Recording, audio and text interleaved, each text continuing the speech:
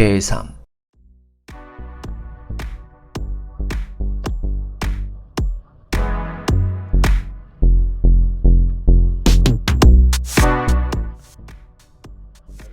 안녕하세요. 이번엔 프리다이빙 포인트 개척을 하고 왔습니다. 수많은 프리다이빙 포인트들이 있지만 스쿠버 다이빙 포인트보다는 적은 게 사실입니다. 그렇다면 어느 바다에나 들어갈 수 있을까요?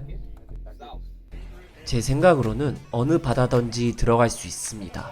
하지만 모두가 상황이 다르기 때문에 누구에게는 칠흑 같은 블루홀도 놀이터가 될 수 있고 또 다른 누군가에게는 평온한 앞바다가 끔찍한 장소가 되기도 합니다. 그렇기에 바다에서 프리다이빙을 즐기기 위해선 해당 구역의 이해와 경험이 필요합니다.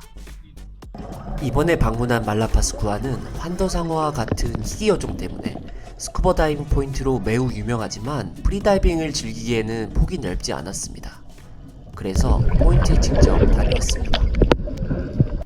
바다라는 게 참 신기한 게 물 밖에서 봤을 때는 깨끗한 물도 실제로 들어가 보면 시야가 좋지 않은 경우도 많습니다.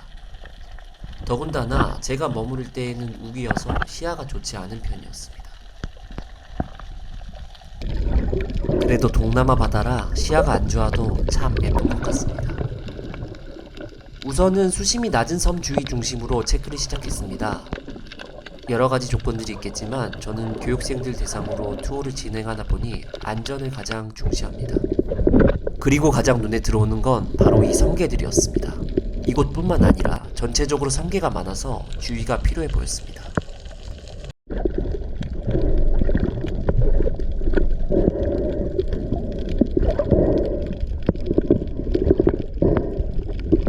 간단하게 주변 체크를 한 후에는 수심 트레이닝 포인트를 찾기 위해 더 멀리 나가보았습니다. 처음 도착한 포인트에서 수심은 31.5m가 나왔습니다. 31.5m면 수심 트레이닝 포인트라고 하기에는 얕은 수심입니다. 장비를 정리하고 다른 곳으로 이동하여 재시도하였습니다.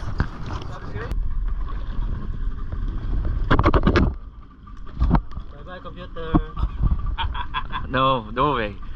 Never.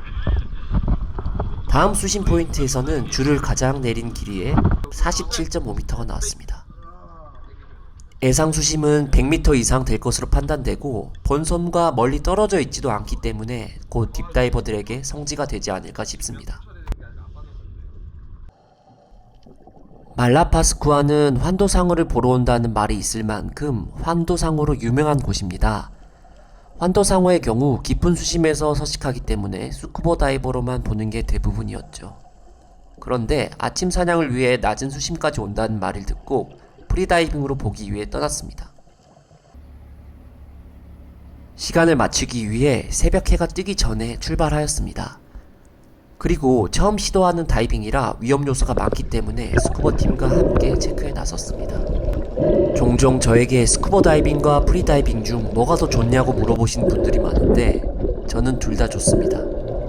다 각자의 매력이 있고 즐거움이 다르니까요.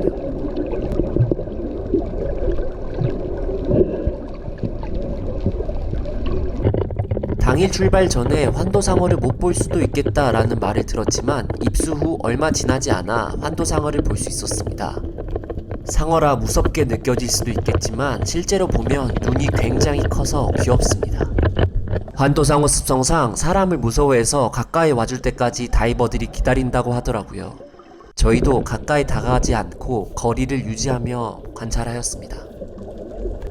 후에 누군가 상어를 보려고 무작정 다가가게 된다면 상어가 서식지를 옮길 수도 있기 때문에 다른 다이버들에게도 피해가 갈 수 있습니다. 이 부분은 더욱 조심해야 하고 관리 규정이 필요할 것 같습니다. 그러고는 지나가는 레이도 보았습니다. 이 레이가 참 귀여운 게 가까이 가도 멀리 도망가지 않고 옆에 있어주더라고요.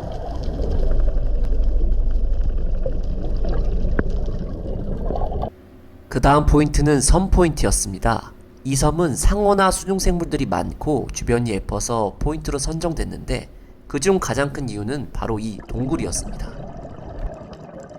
이 동굴을 프리다이버가 지나가면 어떨까라는 생각을 가지고 스쿠버 다이빙으로 체크하게 되었습니다.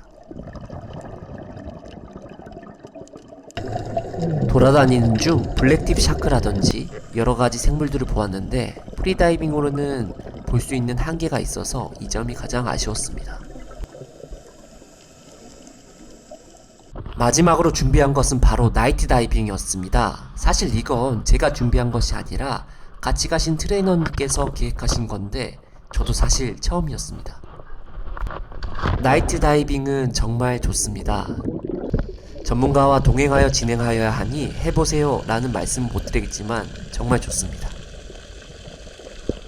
아무것도 보이지 않는 바다에서 뭐가 좋냐고 하시겠지만 바다 위에 떠있는 달에 의지하여 물속에 들어가면 말로 설명할 수 없는 포근함과 행복감이 찾아옵니다. 기회가 된다면 나이트 다이빙에 관련해서 콘텐츠를 만들어 보도록 하겠습니다. 이날 나이트 다이빙을 위한 세팅까지 완료하고 투어 준비를 마무리하였습니다.